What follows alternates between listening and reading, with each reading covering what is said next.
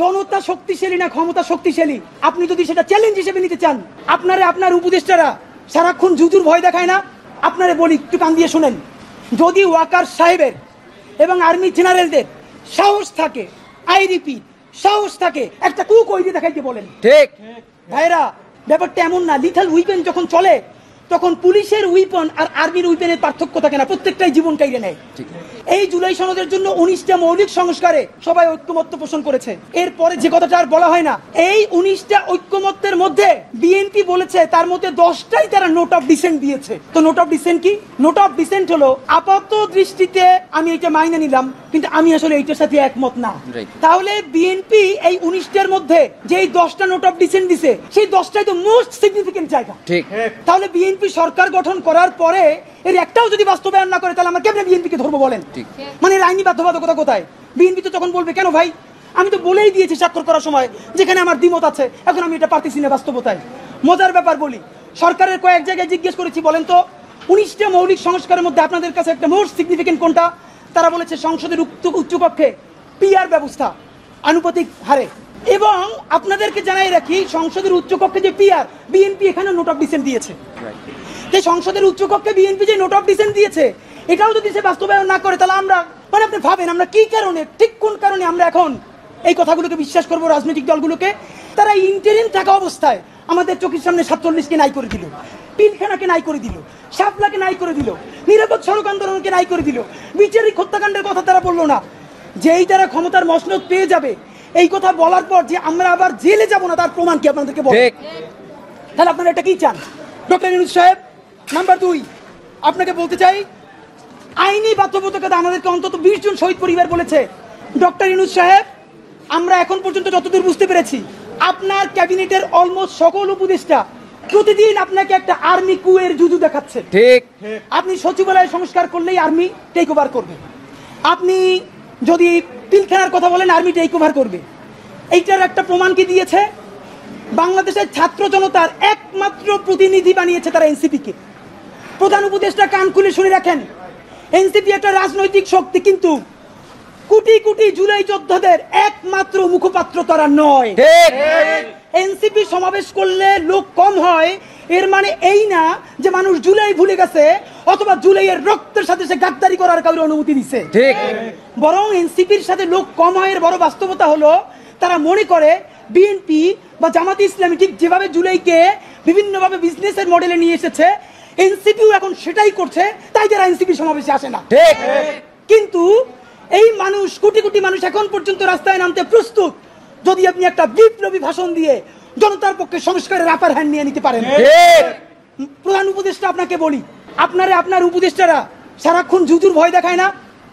আপনারা বলি, একটু কান দিয়ে শুনেন, যদি ওয়াকার সাহেবের এবং আর্মি জেনারেলদের সাহস থাকে, আই রিপিট সাহস থাকে, একটা কু কই দিয়ে দেখাইতে বলেন। ঠিক। ভাইরা, ব্যাপারটা এমন না। লিথাল উইপেন যখন চলে তখন পুলিশের উইপন আর আর্মির উইপেনের পার্থক্য থাকে না, প্রত্যেকটাই জীবন কাইরে নেয়। এই মাত্র একটা বছর আগে আমাদের হাজারো হাজারো শহীদ যেই গুলিতে শহীদ হয়েছে, এর চেয়ে দামি গুলি তো আর আর্মি আমাদের উপরে ব্যবহার করতে পারবে না। আপনি মনে রাখেন, এই ওয়াকার সাহেব অথবা আর্মি যদি কোনো কু করার চেষ্টা করে, জনগণ গিয়া ক্যান্টনমেন্টের ইট খুঁজে নিয়ে আসবে। ইট, একটা ইট ক্যান্টনমেন্টে আস্থা থাকবে না, আপনি যাইকে রাখেন। আপনি কারে ডরান? আপনি ভোট নেন।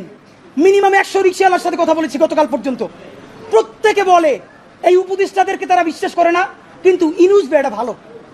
এর মানে সারা বাংলাদেশের জুলাই যোদ্ধারা, জুলাইয়ের পক্ষের শক্তিরা আপনার মুখটা দেখা এখন পর্যন্ত এই সরকারের একটা হাত ধরে রাখছে। কিন্তু এই উপদেষ্টাদের কেউ কেউ ইতিমধ্যে রাজনৈতিক দল যারা সামনে ক্ষমতায় আসবে, তাদের সাথে নেগোসিয়েশন করে কেউ সামনে আইনমন্ত্রী হবে, কেউ অন্যান্য মন্ত্রী হবে, কি কি হবে এইটা পাকাপোক্ত কইলে এখন তাদের জবানে আমাদের ঘোষণাপত্র লিখে দেয়। ঠিক। এখন সেই ক্ষমতায় যারা আসবে, সেই দলের মুখপাত্র হয়ে তারা এই সরকারের মধ্যে কাজ করে। প্রধান উপদেষ্টা, আপনার একটা কথা বলি, আমরা আগেও বলেছি, এই সরকারের সকল উপদেষ্টার এক পা অন্য দেশে, বিপদ হইলে ভাইগে যাবে, কিন্তু আমরা দৃঢ়ভাবে বিশ্বাস করি আপনি ভাগবেন না। এর প্রমাণ, আপনি যদি ভাগতেন, পৃথিবীর কোন দেশ আপনারে রাখতে চায় না বলেন? তাহলে হাসিনার আমলেও 10 তলা বিল্ডিং পাইয়া আপনার আদালতে হাজিরা আপনি দিতে আসতেন না। ঠিক। আপনি তখনই বিদেশ থাকতে পারতেন। আপনি এই দেশে থাকতে চান বলেই আপনি আসছেন, আমরা বিশ্বাস করতে চাই। মাননীয় প্রধান উপদেষ্টা, আপনি বাঁচবেন কয়দিন বলেন? আপনার এত বয়স হয়েছে, বাংলাদেশের গড়ায় উঠছে প্রায় 20 বছর বেশি পাচ্ছেন। আমার বাপের 63 বছর বাচ্চা, তার চেয়ে আপনি প্রায় 20 বছর বেশি। মাঝে মধ্যে মৃত্যু অধিক। মাননীয় প্রধান উপদেষ্টা, আপনি একটা গবেষণা করেন, আপনি কি কি বলছেন আপনার একটু পইয়া শুনাই। আপনার ঘোষণাপত্র থেকে অল্প কয়েক জায়গা মার্ক করে নিয়ে আসছি। মাননীয় প্রধান উপদেষ্টা, আপনি বলছেন যে সামনের নির্বাচনে, এবারের নির্বাচন যেন আনন্দ উৎসবের দিক থেকে, শান্তি শৃঙ্খলার দিক থেকে, ভোটার উপস্থিতির দিক থেকে, সৌহার্দ্য আন্তরিকতার দিক থেকে দেশের ইতিহাসে স্মরণীয় হয়ে থাকে, এই সকল আয়োজন করা হবে। মাননীয় প্রধান উপদেষ্টা, 6 মাস বাকি আছে। এই 6 মাসের মধ্যে আপনি এই উদযাপন কেমনে করবেন? নির্বাচন শুরু হইতে পারে না, এর মধ্যে মানুষকে হত্যা করতেছে রাজনৈতিক দল একটা আরেকটারে। তাহলে এই আমলা, এই পুলিশ, যেই পুলিশ রাজনৈতিক দলের ছত্রছায়া আবার হত্যাকাণ্ড ঘটাবে, আপনি তার দিয়ে কেমনে পারবেন? প্লিজ আপনার এই বৃদ্ধ কাঁধে রাজনৈতিক দলগুলোর বন্দুককে রাখতে দিয়েন না। আপনি না পারলে কুইট করেন, ওরা নিজেরা বুঝে খাক।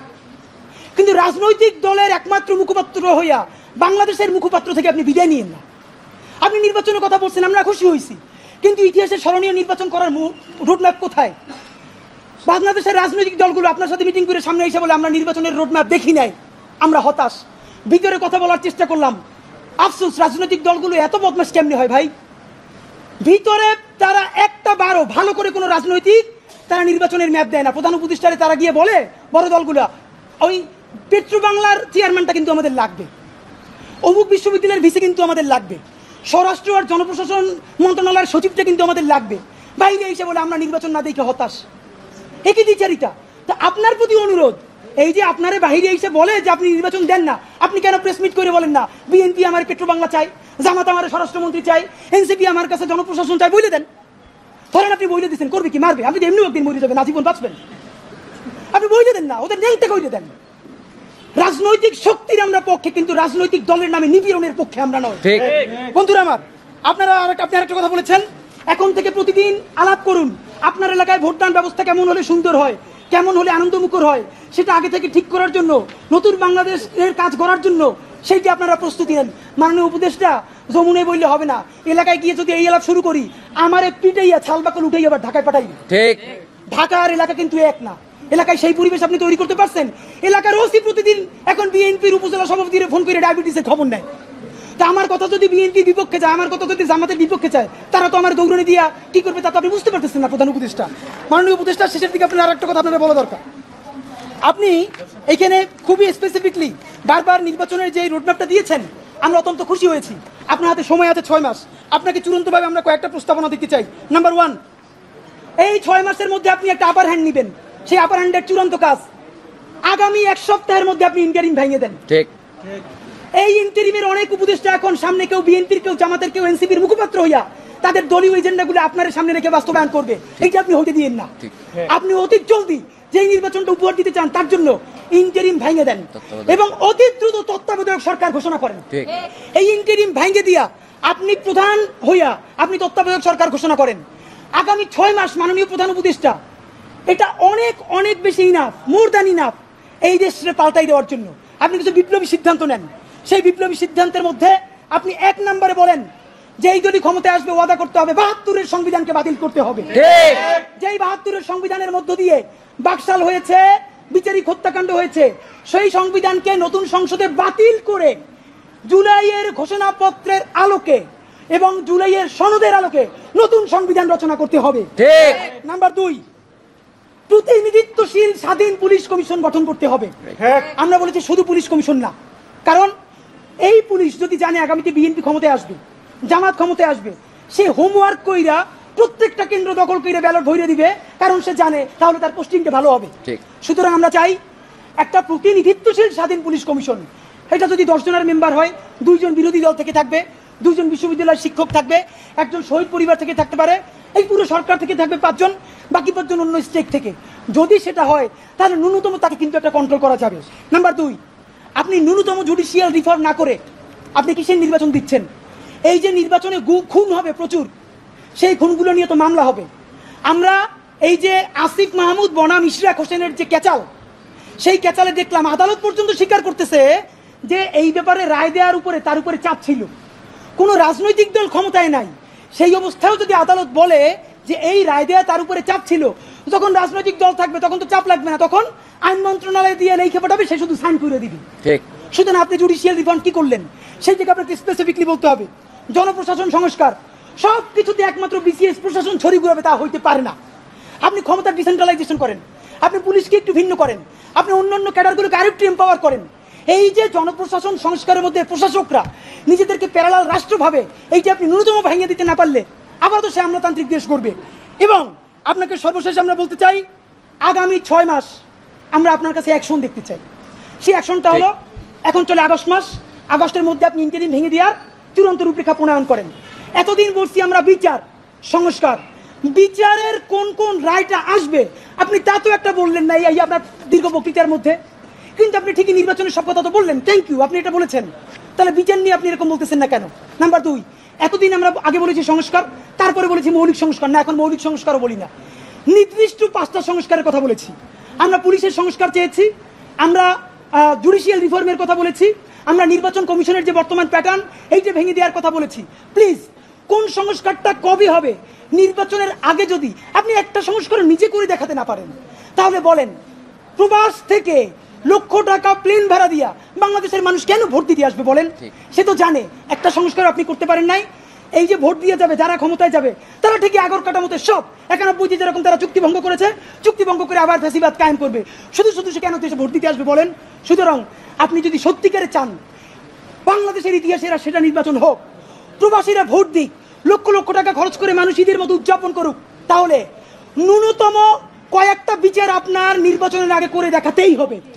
এই ইন্টারিমের সকল উপদেষ্টাকে বিদায় দিয়ে নতুন ফ্রেশ তত্ত্বাবধায়ক সরকার গঠন করতে হবে এবং অতি দ্রুত আপনাকে রেভলিউশনারি কিছু কাজ করে দেখাতে হবে, যাতে মানুষ বিশ্বাস করে রাজনৈতিক দলগুলো আসলেও তারা কোনো ধরনের গাদ্দারি করতে পারবে না। এবং সর্বশেষ কথা, সকল রাজনৈতিক দলের সাথে বারবার বসেন উপদেষ্টা মহোদয়, একটা বার 1500 প্রায় শহীদ তার পরিবারের সাথে আপনার বসা দরকার হয় না? এই যে এত সংস্কার করলেন, আমাদেরকে কেন তারা ফোন করে জিজ্ঞেস করে যে এগুলো সব কি তারা না কইলেই চলে যাবে? প্লিজ জুলাই সনদ ঘোষণার আগে যা যা করতেছেন সেই রাজনৈতিক দলগুলোর একদিকে সামনে রাখেন, শহীদ পরিবারগুলোর সামনে রাখেন, তারপর বলেন যে এইটা করছি, একটু শহীদ পরিবারের কথার মূল্যায়ন করেন। এইটা যদি একটাও না করেন তাহলে কি করব? এই সরকার দুর্বল হয় সেটা করব না, আমরা নির্বাচনের বিরুদ্ধেও দাঁড়াবো না, তাহলে আবার বলবে আমরা গণতন্ত্র চাই না। আমরা যারা ক্ষমতাহীন কিন্তু জনতার জবানে কথা বলি, তারা এই নির্বাচন বয়কটের ডাক দিব। তখন একমাত্র যারা ক্ষমতায় এসে দুর্নীতি করবে সেই 20% মানুষ ছাড়া আপনি কোন কেন্দ্রে একটা কাক বিড়ালও খুঁজে পাবেন না। মাননীয় প্রধান উপদেষ্টা, জনতা শক্তিশালী না ক্ষমতা শক্তিশালী, আপনি যদি সেটা চ্যালেঞ্জ হিসেবে নিতে চান তাহলে কোন সংস্কার ছাড়া নির্বাচন দিতে পারেন, কিন্তু শত শত যে লাশ তারা ফালাবে সেই দায়ও আপনার নেওয়া লাগবে। মাননীয় প্রধান উপদেষ্টা, আপনারে আমরা ভালোবাসি জুলাইয়ের জন্য, আপনি প্লিজ তাদের বন্দুক আপনার কাঁধে নিয়ে আপনি বিদায় নিয়েন না, আপনি জুলাইয়ের বন্দুকটা হাতে নেন। রাজনৈতিক দল আর্মিরা ডাইকে বলেন যদি আমার হেল্প করেন করেন, নইলে যা যা করছেন সব বইলে আমি বিদেশ চলে যাব। যেই বাংলাদেশ জুলাই অর্জন করছে সেই জুলাই আবার তাদের বিরুদ্ধে রক্ত দিয়া ইনশাল্লাহ ইনসাফের বাংলাদেশ গড়বেই। বাংলাদেশ জিন্দাবাদ, ইনকিলাব জিন্দাবাদ।